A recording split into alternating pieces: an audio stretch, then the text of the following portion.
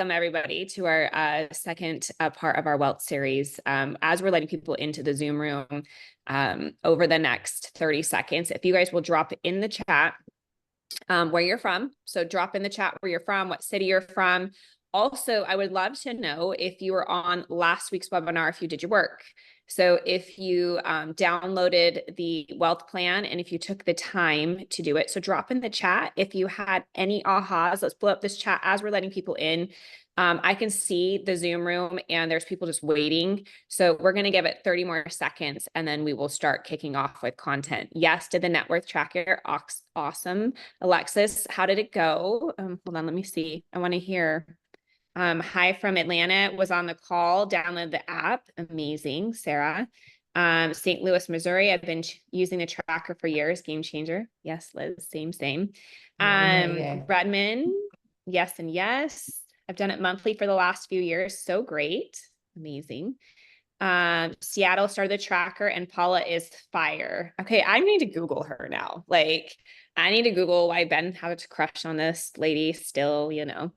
Monica, Iowa City, but in Cabo, missed the call. Monica, I get to see you tomorrow. So I'm in Cabo, you guys, for my inner circle. Monica's here for that as well. Hi from Mount Olympus, Salt Lake City. Yes, got the tracker. Let's go. Amazing. So it looks like we're letting people in, but Via, do you want to kick us off? Because I want to make sure we cover all the content today. Yeah, well, thank you guys for joining us this week. And for those of you who joined us last week, and especially thank you for all of you who may have tracked your net worth for the first time. That's a huge moment. As you guys know, when you heard my story, it was life-changing for me to do that. And I told you guys the story last week that I'm going to retell briefly because our guest today is the reason I did it. I was invited to a private masterclass, is what we called it at the time. There's, I don't know, then 30 people there, something like that. And a requirement for being in the room was you had to, bring your net worth statement. Like you had to track your net worth. And I didn't do it the first time we met.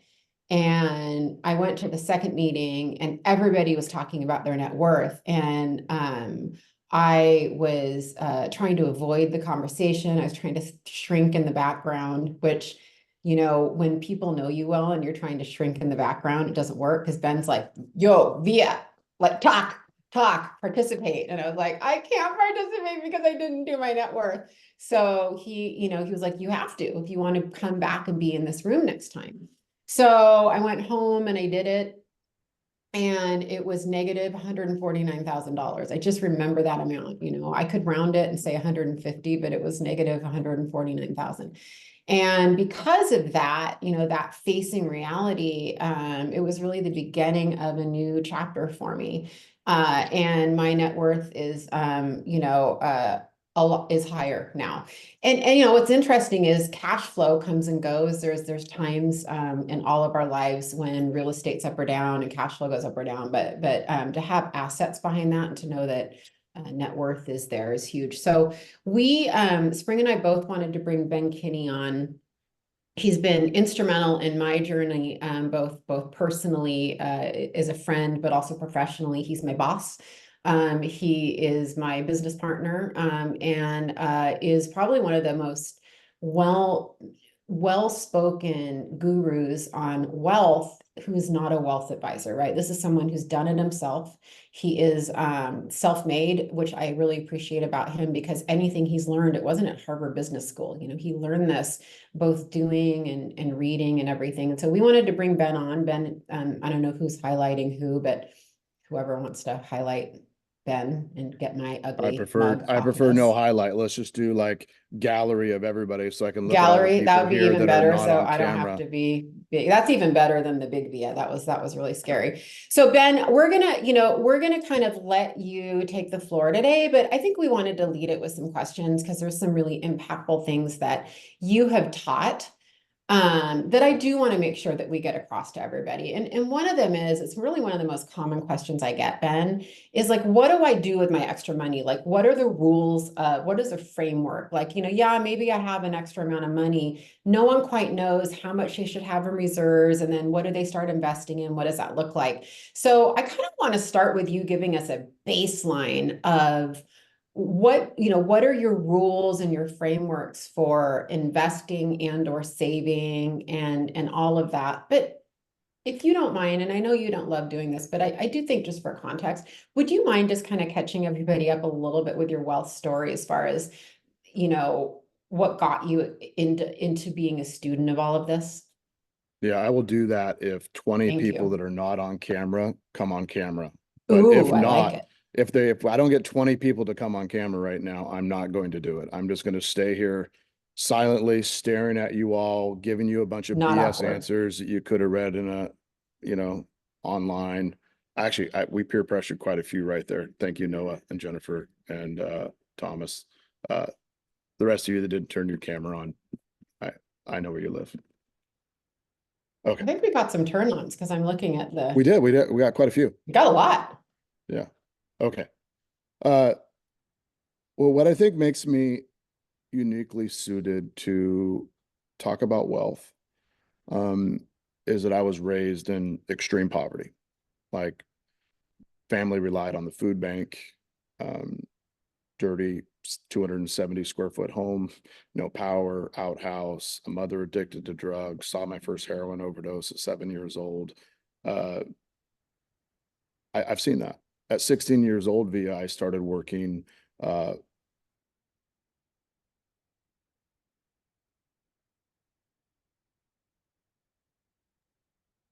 Somebody muted me. After I started working a full-time job after high school, and by like the time I was 18 years old, I was making decent money. But by the time I was 20 or 21, I had a bunch of credit, and I had to dig myself out of that. And then I got into real estate and started having success, and I started buying properties. And then 2008 happened. And in 2008, I was missing mortgage payments, and I was getting foreclosure notices, and my credit was 500, and I had a negative net worth of 500,000. And then I dug my way out of that. And as I dug my way out of it, I decided, to become a student of wealth. I realized that I've been reading a whole bunch of John Maxwell books on the 7 and the 4 and the 13 and the 27 things of leadership. But money was my number one problem. Like, I was always victim to my business not making enough money, or my spending being out of control, or buying things with my pendings instead of my closings. And basically I was going broke trying to look rich. I want you all to kind of think of that. Like, I was going broke trying to look rich. And then I started building this business, and I was driven by like competition and recognition and all the things that really don't matter at all in life. I always think about social media as a place where people share all their insecurities once they've overcome them. So you'll see like every social media post is like that person's insecurity the year prior to that, or whatever it might be. I was trying to build a big business, but not a great business. I wasn't focused on building the most profitable business. And even when I did have profit, I call that the summers in real estate via, I wasn't using that money in the best possible way to really build wealth. So I went on a journey to become a student of wealth, and I probably bought 100 books on wealth building, trusts, conservation easements, stock market, retiring, real estate investing, Tom Wheelwright's tax books. Like, I just bought a plethora of things, life insurance stuff, all that kind of stuff. As I got done reading those 100 books on money, I had a lot of realizations. One was, most experts on building wealth have an inherent bias. The stock market people believe in the stock market. The insurance books are written by life insurance salespeople, right? The real estate books are written by real estate people. But wealth, true wealth, is diversified. It's having your wealth in multiple buckets, in a way that you feel protected no matter what's going on in the stock market or the real estate market or your business. And I desired, for a long part of my life, security. Food security, knowing that I was going to eat, financial security, relationship security, partnership security. I desire security. And when I don't have security, I make bad life decisions. That's how I ended up with my second and third body by Haagen-Dazs. When I have stress, especially financial stress, I tend to go to things that aren't the best for me, like food or retracting into my hole. So I wanted to solve that. And so I think, to sum it up, why I'm prepared to talk to you about wealth today, everyone, is I've just been broke, and I've been poor. Two different things. Poor is what you're born into. You can't control it. There's a great recession. It just happens to everybody. And broke is when you have money, but you use it poorly and you created it yourself. And I have been in both of those situations, right? And the one that I want to avoid happening in the future is being broke. I don't want to pay the dumb tax anymore. I paid it too much. I'll stop there for a second.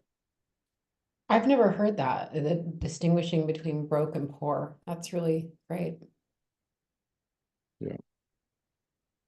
How did you, I know you're going to kind of walk us through your framework, and you're like, okay, you started making money, you have a philosophy on reserves that I would love you to share, 4-month rule, but how did you come up with all of that before you go into that?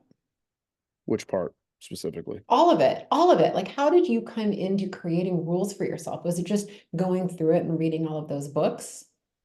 No. Why 4 months, for instance? Why 4 months of reserves? I'll answer both questions.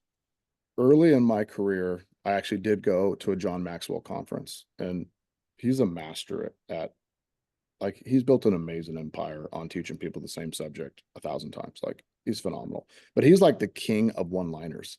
Like, he has amazing one-liners. And one of the one-liners that Via's heard me say almost 1,000 times is, systems make the ordinary extraordinary. And my belief is that if you have something broken in your life, or in your finances, or in your relationship, right, or in your business, you're either missing a system or a person,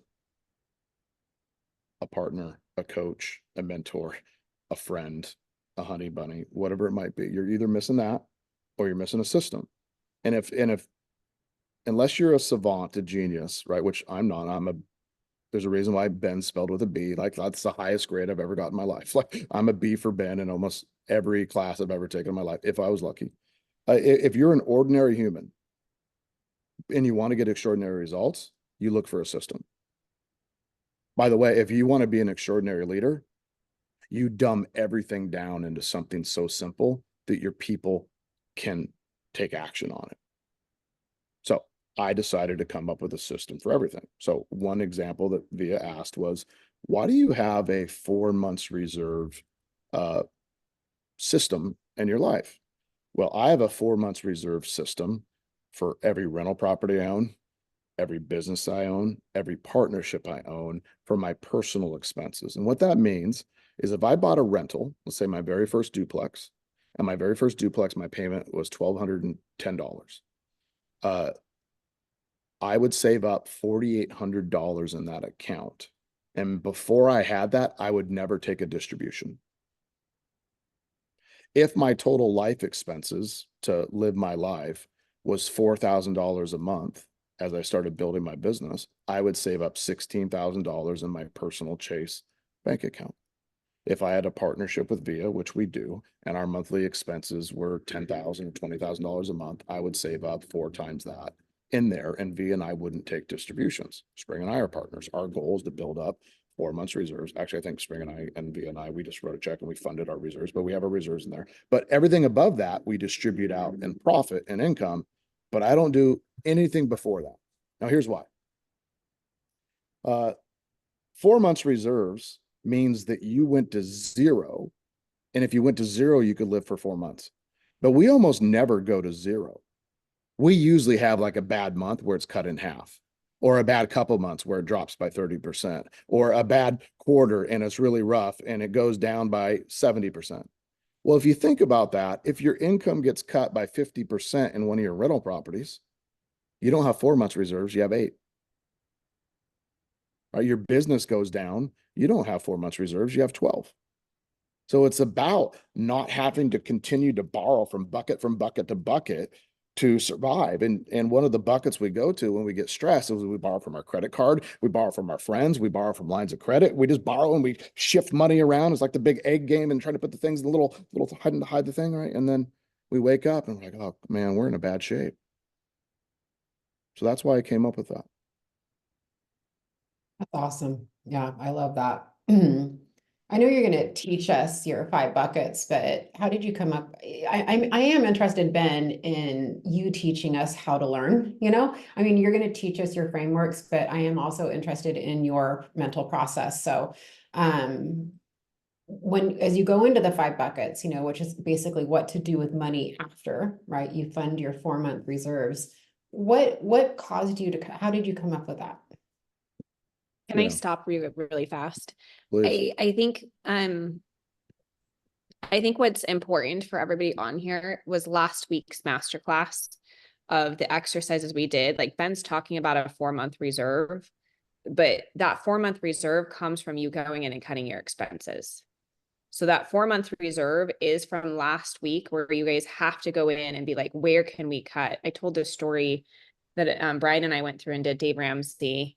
And what I didn't tell you last week was how embarrassing it was. Like, we did the envelopes, and there's nothing embarrassing about the envelopes, but what was embarrassing is when we actually sat down, we were overspending by $5,000 to $8,000 a month that we were able to just cut, just by like getting on the same page. So if you're sitting here saying like, okay, I got to get 4 months reserves, how do I do that? It is from last week's content that we taught. Like, go in and start cutting and see, just like what Ben said, of like, if you're looking like you're acting like you're rich and you're spending all this money, like, because that 4-month really does start creating that foundation that you can go do other things. Yeah. All these things we're talking about. Here's another quote I stole from somebody. I'm sure I didn't come up with it. The lack of accounting means the lack of accountability. If you don't know what your net worth is, you're not accountable to your net worth. You don't know what your expenses are, you're not accountable to your finances. You don't know what your income is. You don't know how much it costs to run your business. Like, if you don't know how much is in your stock account, or what your value of your real estate is, or how much you cash flow from every property, you're not accountable. And who wants to be called financially unaccountable? We should sell those shirts. So like, people that are actually financial accountable, like, you have to buy our shirt, and then you got to wear it. And you got to wear it until you start looking at your numbers enough that you get to take the shirt off. Okay, sorry. I digress. Yeah. Hey, by the way, Speaking of the shirt off, I'm blurring my background, you guys, because I'm in Cabo on vacation, and I'm in a rental with 1 billion people. And I just saw Brian walk by in his swimming suit, and I gave him that death look of like, what are you doing? Like, unless you want me I in heard a howl bedroom of somewhere. laughter I have a whole group watching this webinar from outside of the Yeah. store, and I heard a howl Yeah. of laughter when he walked out. Well, hear people you. are DMing me. People are DMing me like, huh? I'm like, well, they're literally at the pool. Like, if I showed you, you guys would be like, why is Spring on a webinar right now? Because everybody's laying by the pool, like, Ben, mastermind what's and wrong with connecting. us? We don't have So there flippy you go. floppies on. Yeah. Yeah. No, So we I'm don't. blurring the background, so y'all don't have to watch people walk around in swimming suits. So continue on. Hey, just out of curiosity, those of you that are paying attention, if we've met, we just go into chat and say yes or no, we've met before? I'm just curious. Just out of curiosity. While we keep going, I'm just curious how that. Okay, we'll let them answer, but keep going, Via. Well, so the question is, what do? We have money left over now. So we have 4 months reserves for our business. We have 4 months reserves. We've done a rough budget, you know, we kind of know where we're at now. What do we do with our extra money? It's probably the number one question I get. Like, how do I know how to allocate it? What do I do? Does it stock? Is it real estate? And you've created a really great framework around that I'd love you to share. Yeah, I mean, Via took one of my images and turned it into a prettier image. So this is what we call the bucket. So do me a favor, take a picture of this real quick, because we're going to talk about it, but I'm going to take it down so I don't have to stare at it. So We'll send it to you guys too. These in my mind, these are what I call my buckets of wealth. And there's 5 of them. Now, I've actually changed it a little bit, which we'll talk about later, but we'll just that's the bucket of wealth. Okay. In 2008, I was working with this builder, Via, which you probably were too in 2000. Actually, Spring probably was too. We're all working with some form of new construction in 2008. And I saw this grown man in front of me in tears, and he owned 2,500 lots and 4 or 5 golf courses, a couple of restaurants. And in 2011, he was driving a cab. Just, I want you to put that into your perspective. $100 million worth of real estate. And 3 years later, driving a cab. In 2002, I was working at Comcast, and my boss, Dominic, who's this like 5'2" Italian guy, kind of roly-poly, the nicest guy in the world. He calls everybody beautiful and handsome. He just like this Italian complimenting, like he just makes you feel good. Probably 100% politically incorrect today, but he made me feel good every time I saw him. He came into my office. He was my boss, and he started crying. And I said, "What's wrong?" And he said, "I thought I was going to be able to retire next year." I said, "What happened?" He said, "I had all my money in AT&T stock, and it's down 80%.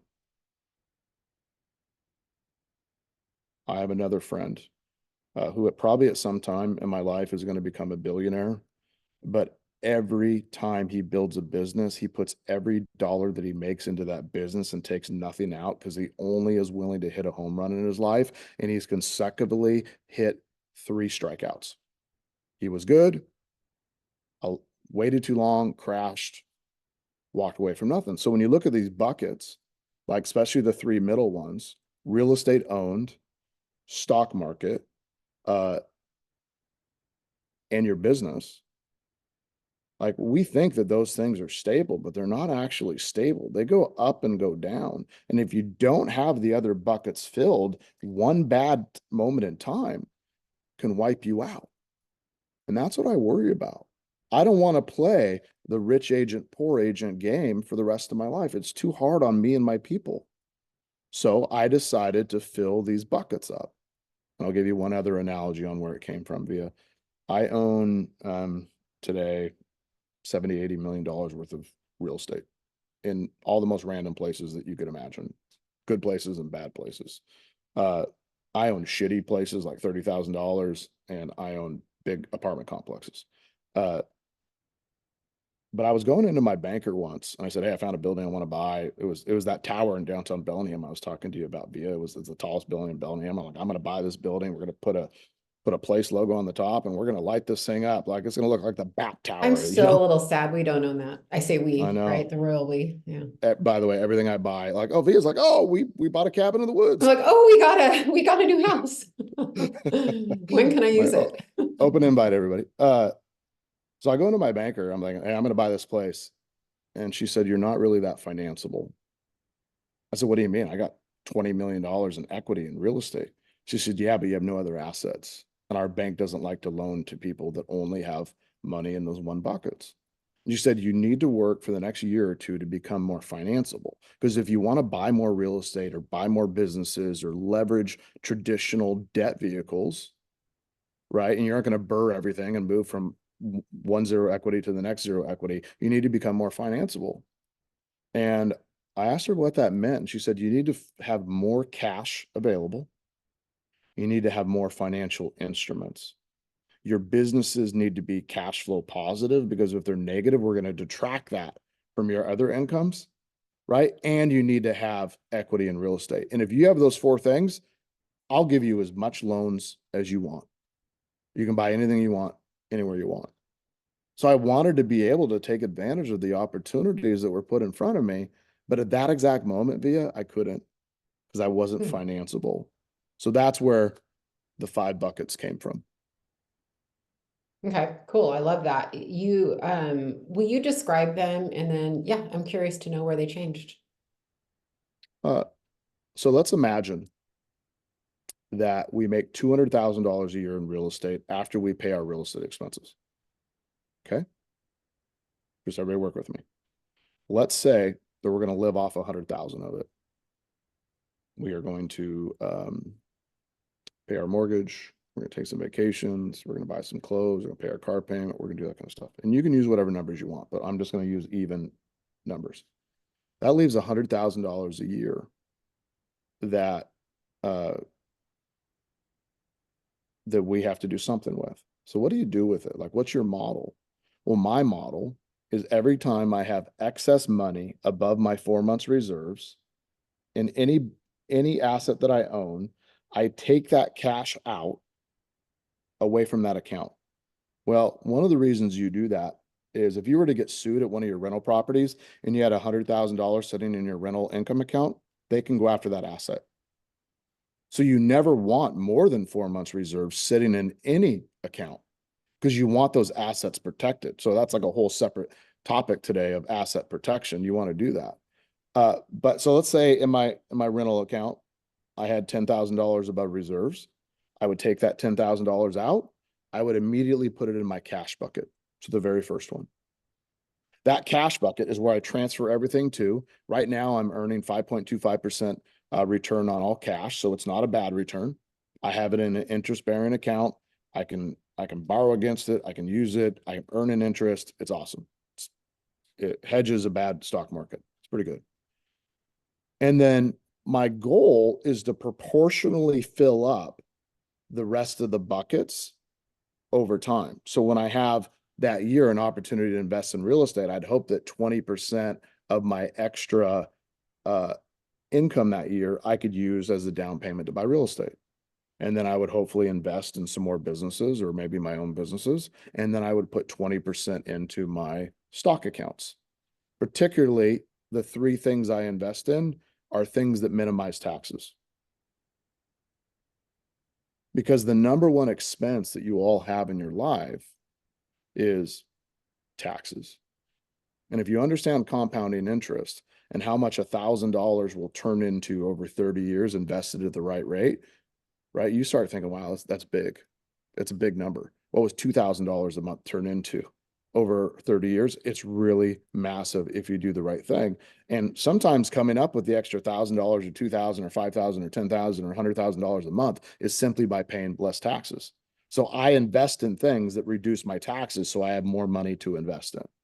And then what I want over time is I want my buckets to grow proportionately over time. My cash bucket will grow, my real estate investment portfolio will grow, the value of my businesses will grow, and my stock accounts will grow. Not that they'll all be equal, but I want them to start growing equally in those same chunks. Some of them might outperform others and they might start getting bigger or smaller depending, but I want them all to proportionally grow.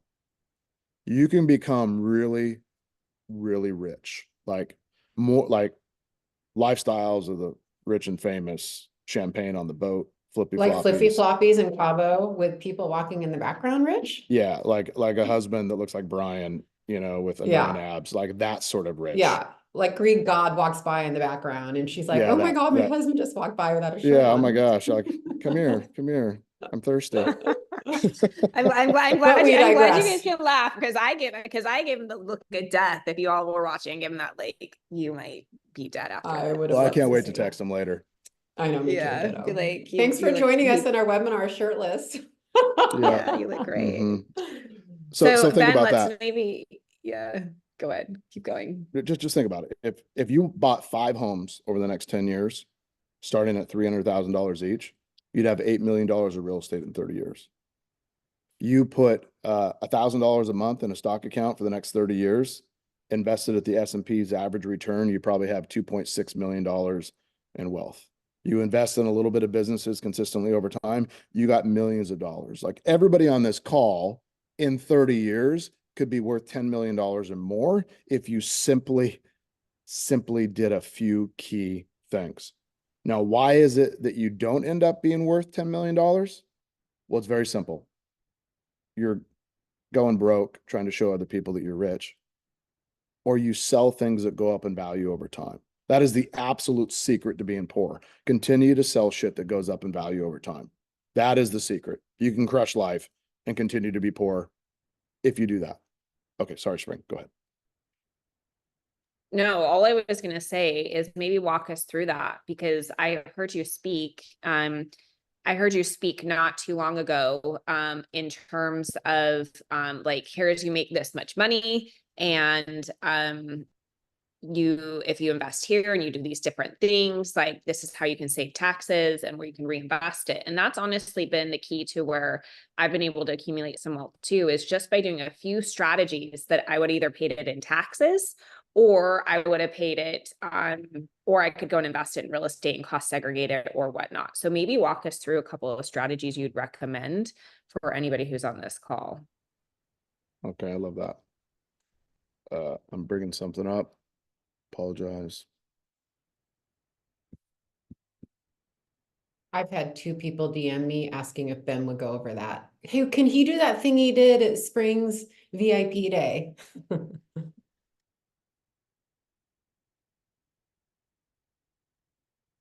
While he's pulling it up, note to self, never sit in a kitchen on a webinar. I'm going to actually probably turn off my camera and move while he's doing this. I don't know, dude. That might have been the best ploy ever. I'm Blur. Well, Okay. somebody else just walked in and got something out of the fridge. I'm like, can you not see? Like, hello? I'm like, common sense 101, people. I think ratings we- just shot up. We Yeah. roll with the punches. Okay. Yeah. There's different buckets of people on this call, and I can see by some of the names, like some of you are my dear friends, and some of you have $10,000 a year to invest, and some of you have $100,000, and I see a couple names. Some of you have $1 million a year to invest.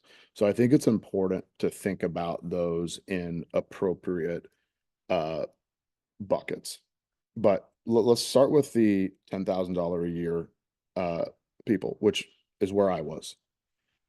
Man, I would make sure that I was buying an owner occupied piece of real estate every 2 years. Because we as real estate professionals can qualify for basically every property for 5% down. Most of us can get 3% commission. So all we really need to save up is 2% delta. It's not very much money over time. So I don't know why that isn't just the plan for every one of you to be buying a new home every 2 years.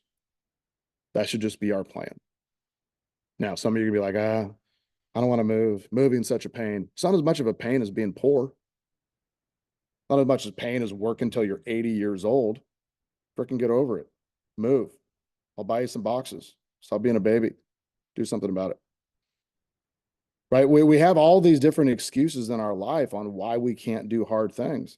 I had a conversation with some agents the other day, Vija, and they said, I had a whole bunch of our partners do 30 open houses in 30 days. We had 120 agents in our group do 30 open houses in 30 days. I got to spend some time with them, and they crushed life. I mean, they got on there, and these are agents that were brand new that never had a closing, and agents that had struggled the last 90 days. And now they got 3 listings and 2 pendings, and they got 2 closings and 2 pendings, and they got 10 buyers. Like, do something about it. But one of these agents came up and said, this is really freaking hard. I'm struggling. I said, your problem is you think this is hard. I'll tell you what's hard. Watching your mom die, that's hard. Knowing your kid is sick, that's hard. Having cancer, that's hard. Losing everything you own, that's hard, right? Watching people with addiction, that's hard. Losing a family member to suicide, that's hard. I can give you a long list of stuff that's hard. Saving 10 grand is not hard. Doing 30 open houses is not hard. It's what you have to do if you want to live an extraordinary life. And over time, it actually becomes fun. I have to imagine Spring and Vija, when they started training for their first 29029, right? Vija's first and Spring's 77th, that the first couple times you're like, this is bullshit. This is hard. I sure hope the climb up the mountain is worth the view. And then over time, you're like, this is actually kind of fun. It only sucks in the beginning, and then it starts becoming fun. I used to get enjoyment out of buying things and doing stuff for myself. Now I get the same amount of enjoyment out of buying assets. I just went to start enjoying things that I could buy that would go up in value over time.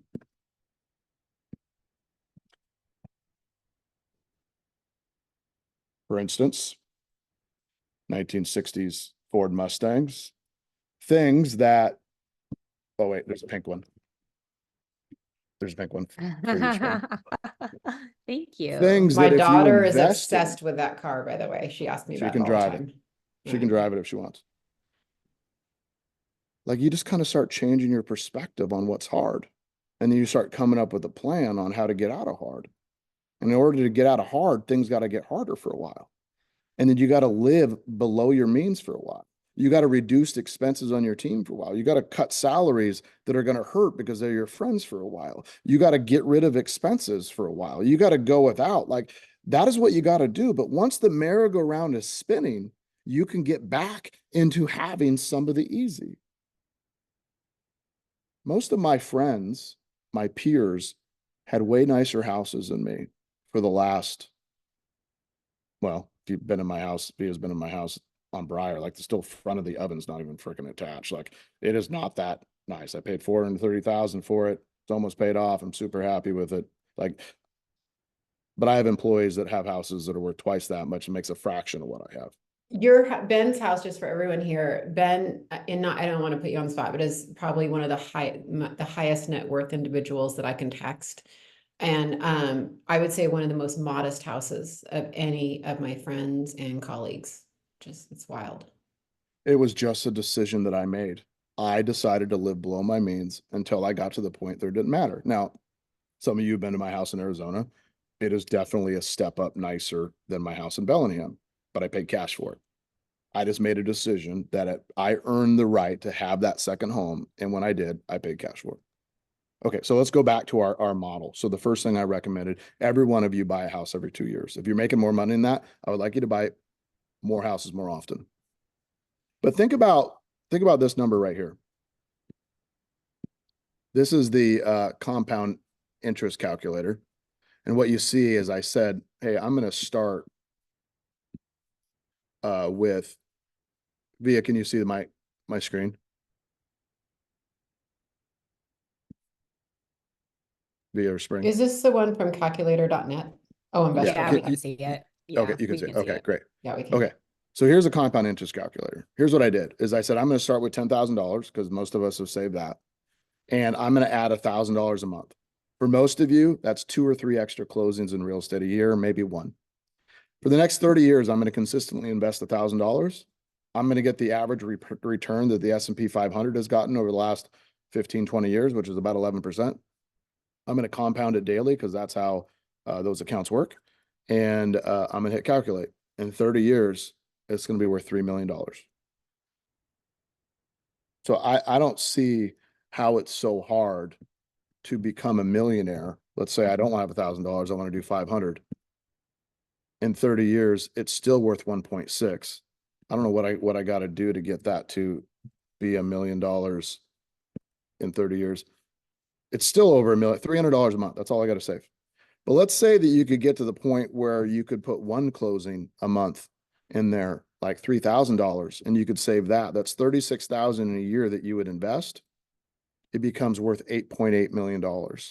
So we think that the path to being rich is a massive amount of money, which is why we don't make small investments. We only make the really big ones. We go in all in on GameStop and AMC stock, and we buy Bitcoin, and we try to flip homes. By the way, I don't know anybody that flips homes that rich. They're just do okay sometimes and they're poor the rest.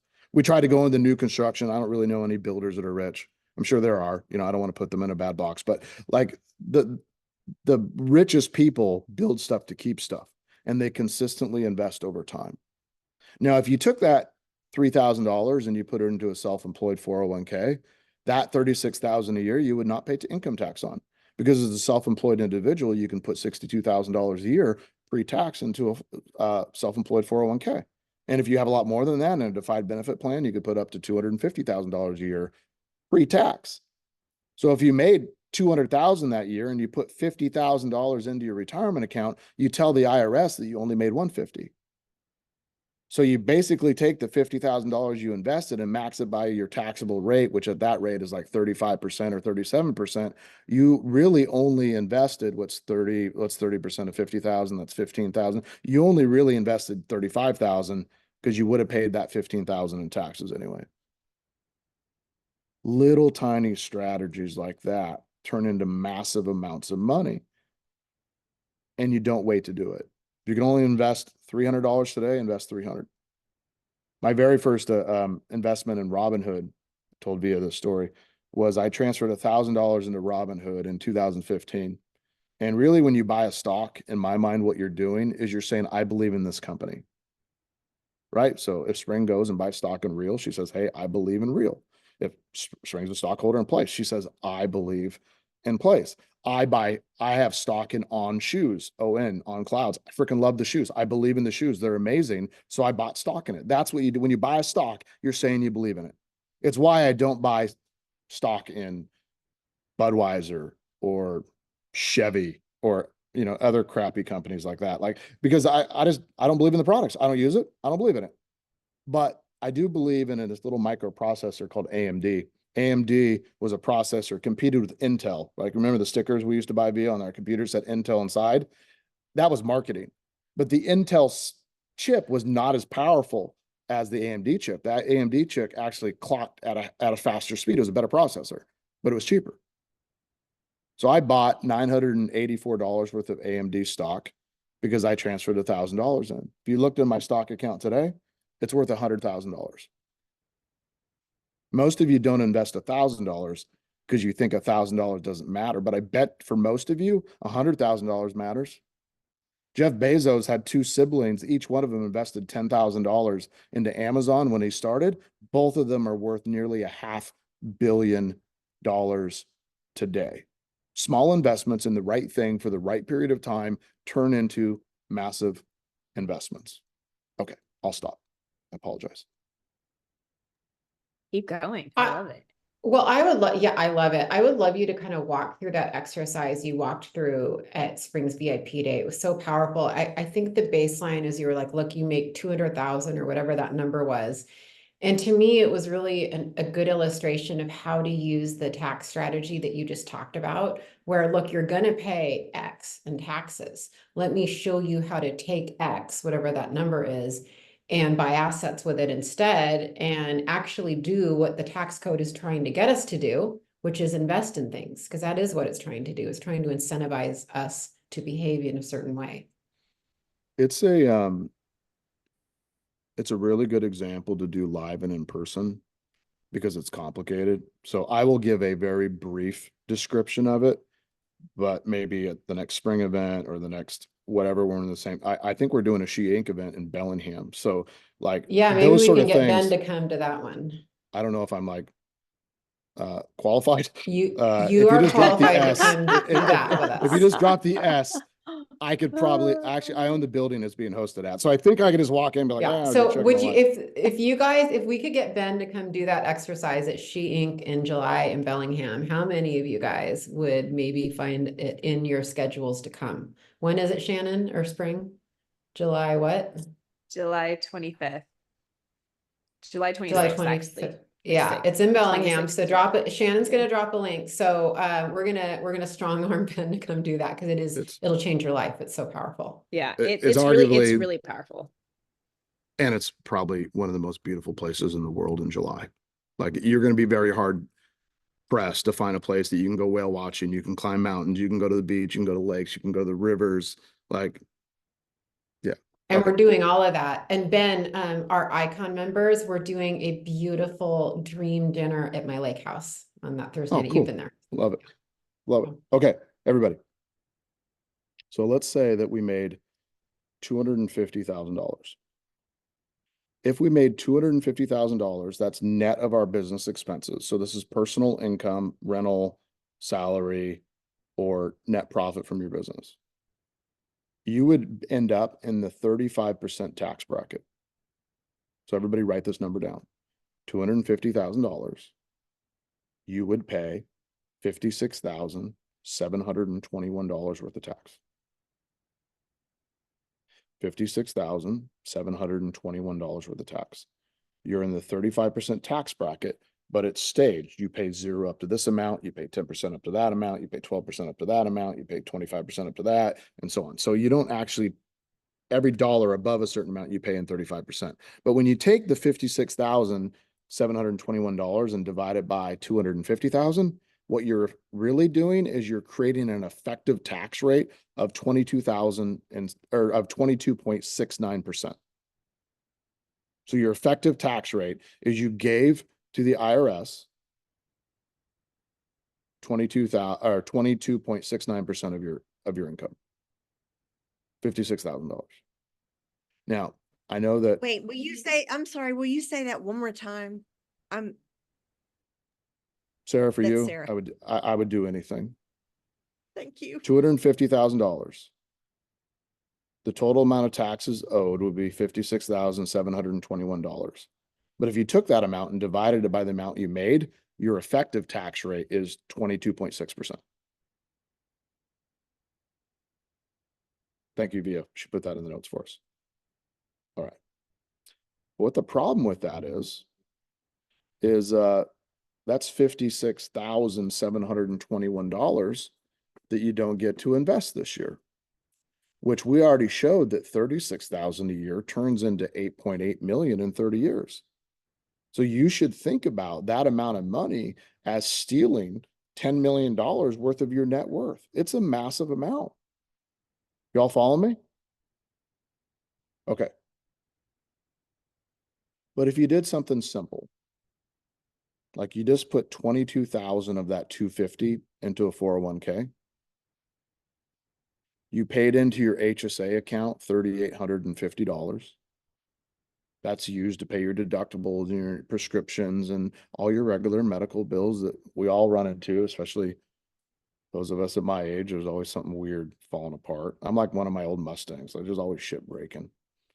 Let's say we buy a vehicle over 6,000 pounds. And when you buy a vehicle over 6,000 pounds, you get to deduct the entire purchase price of it and what's called bonus depreciation, which is phasing out. But I think that there's a change that may bring that back. It's currently in Congress. So I bought a $30,000 truck. Let's pretend, because I didn't need a new one. And let's pretend that I bought a vacation rental property in Scottsdale, Arizona, because that's where the cool kids go. And we're tired of how cold and miserable and gray and crappy it is here in Washington half the year. And we bought that vacation rental property with just 10% down. So let's say we go to Mesa, which you could buy a house with the pool for $400,000 right now in Mesa. I know, I just helped one of my friends from Minnesota do it. And they put $40,000 down because they got a second home loan. They rent it out as a VRBO for most of the year. It cost them nothing. Sounds like a good plan. Let's say we do the Augusta rule, which is we rent out our own personal property for up to, I don't know, 10 or 15, 14 days a year. And when you do that, you can write off the expense of renting out your home, but you don't have to take that expense as income.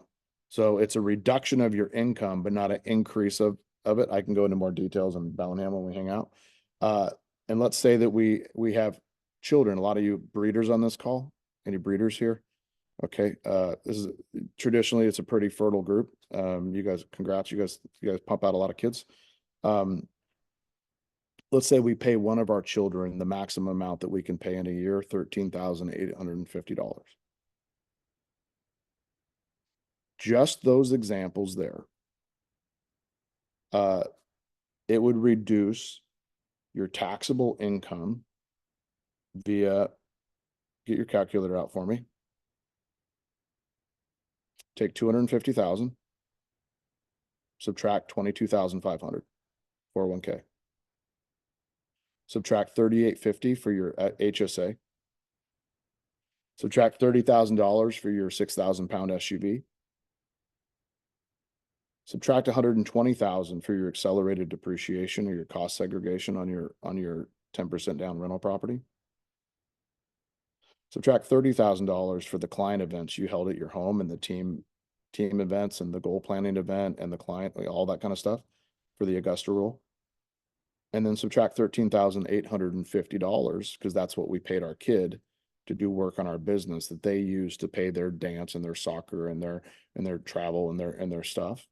What do you equal, Via? 29,800. So you just reduced your taxable income from $250,000 down to $29,800. You only pay taxes now on that $29,800, and your income tax ends up being $1,823. You're in the 12% tax bracket, but your effective tax rate is 6.11% of your income, of your $250,000. What was that tax amount, Ben? $1,823. 1823, and what was the percentage? 6.1%. Amazing. In 2021, my gross income was, after expenses, was close to 28 million. My tax bill was 880,000. Unfortunately, I got audited, and I just finished and completed my audit. They found $3,000 worth of slot machine wins that I got in Vegas at some real estate conference that I forgot to turn the paperwork in. Like, it was like that dumb of a thing. That was it. So because we've taken these strategies, we have so much excess income to invest that it starts to compound and compound and compound until you wake up one day and your life is completely changed. But let's think about this example a little bit. I was making 250,000, whether I did this or not. But instead, what I really did was I put 22,000, but use your calculator with me. I'm going to do this math with you. Via, put 250,000. I took 22,500 and I didn't spend it. I put it in an account I could access if I needed, called my retirement account. So that's 22,500 I can't live on or buy cheeseburgers with, right? So subtract that. My HSA was actual money that went out of my account, so I can't spend that. So subtract 3,850. My truck wasn't, though, because I got payments, and I've always had payments, right? So that's not an issue for me. So that 30,000 doesn't get subtracted. The 120,000 for the vacation rental property, that was my cost segregation amount, but that's not cash that went out of my account. The only thing that went out was my 10% down on a $400,000 property. So 40,000 went out. So subtract 40,000. The Augusta rule, money didn't go out. I took it from one bucket, I put it in the different bucket. I can explain how that works in Bellingham. But I did pay my kid, but I would have paid for my, I don't have kids, I'm a non-breeder, but hypothetically, I would have paid my kid that amount of money. Right? So Yeah. you can subtract that if you want, or you don't have to, but via subtract 13,850 just to be honest. And what do we end up with? 169,800. Okay. So the real question for all of you here in this example is, if you made 250, could you live on 169? You could live a pretty good life on 169. You're going to have to subtract $1,823 for taxes, though, unfortunately. So it's 167.70. Which is our Starbucks bill for the year. Let's just be real. Yeah. That is the difference between rich and poor people. Rich spend money on reduced taxes and grow over time, and poor people spend money to improve their life in the short term, but end up living a crappy life in the long term. Now, I want you to get to a number that works for you. You don't have to be a multimillionaire. If you want to make 30,000 a year and that's what happy and secure is, I love it. There is zero judgment. What I want you to pick a number that you could live on today, and pick a number that you would like to have when you want to retire, so that you can have an amazing life. And then come up with a plan for it. Implement a system, and you'll have a really, really amazing life. I mean, if a dumb shit cable guy like me with a B student can figure it out, like, we can all figure these things out. It's just me copying other people's systems. Well, and what I love about it is, Ben, is that you devoted the time to it, and you patiently read and learned. And I mean, because when I say taxes, I'm like, are we going to have people delete from the webinar? Like, it's not an attractor. It's not a magnet to say, we're going to talk to you about taxes. But I bet you everyone here is pretty energized and jazzed about this. Are you guys all put into chat? Like, does this like fire you up and it kind of gets you excited? And so I think what you've shown me is that, if I spend an hour, like you guys spend an hour today learning about taxes and investment, you probably made more this hour than 3 hours of lead gen. And I want us all to lead gen. That's not an excuse. But what I'm saying is that we have to build in the time to grow and to learn and gain mastery in this, talking to myself as well. I will tell you all, the biggest decision I made spring was, I go with my high school buddies to car shows every year, and I love spending time with them. but the rest of my time, I spend my time with people that want the same things in life as I do. And you will all find that when you find a group that you can connect with that has the same goals in health and in relationships and business and finances and wealth building, that you will unlock your potential. And for the females on this call, I'm here to bet you that it's probably hanging out with a Spring and a Via. For the guys, today I'm really excited to announce He Inc. And He Inc., when you look at it really closely, it looks like Hunk. And so we're going to call it Hunk, and the shirts will say Oh, Hunk. But, geez. He's been and, planning that. I know him enough to know he thought about that, and he's been waiting for the right and time we're to going to pull that only out. do epic trips and helicopters, and we're going to use Oh, guns, geez. and we're going to do epic stuff. But we're also going to talk about wealth building. And You know what's funny finding about ways in Spring life. and Via? Spring and Via would use guns and go helicopter too. So I know. That's funny. you're talking to the wrong Um, people. Like, I do agree with you, Ben. I was actually in conversation with somebody I'm in Cabo with it, and they were saying like, I'm just struggling because I'm growing so much and I'm trying to find the right community. And it's a gentleman, so he just joined a gentleman's group because he's like, I want to meet friends that are leveling up. My question for you on here, Ben, really quick, because there's a few in the chat that I was going to ask. I know the answer to this, but one of the questions on here is on the second home, is the max you can write off 30%. It's not that it's necessarily a second home, it's an investment property. So we maybe hit on that for the cost segregation component of it. Yeah, it's a complicated scenario, and bonus depreciation has been changing every year, so that amount is going down. But I think bonus depreciation will come back, especially depending on the political climate and how that changes over the U.S. over the next year, wherever, whichever side you land on. But basically, it's how much of the property can you depreciate in that first year. And then that amount of depreciation is what you use to offset your income. And most of us are at, that 30 to 40% tax rate. But in general, cost segregation with bonus depreciation allows you to write off at 20 to 35% of the property's value the first year. And there's some additional math and complications to it that we can go through in person in Bellingham. But in general, that's how it works. But if you want to go learn it, just Google bonus depreciation, cost segregation, come to one of the masterminds or one of the events, and we'll help you dig into it deeper. Perfect. I mean, that strategy alone has been one of the big key components for me. That's how I've been able to buy my real estate. Because the way I've looked at it is like, well, I could either pay it to the IRS or I could have it as a down payment. And it's how I bought my commercial buildings, the home I have in Scottsdale, the different things. So I would challenge you guys to learn it. I think we're at time. Yep. Ben, I just want to thank you so much, first of all, for your time and your knowledge. And you weren't planning on coming to Bellingham, but I guess you are now. So here you go. Luckily, it's the just, summer. You just committed. he can't say no to me, Spring. I've asked him like 3 times. Yeah, luckily it's the summer and nobody wants to be in Scottsdale when it's 120 degrees in July. But there's so many people on this call, Glenn and Sarah, and 2 Sarahs actually I'm looking at right now that are my partners, and Via and Spring. Like, I consider myself your financial advisor, and it's not because I get paid for it, it's because I care.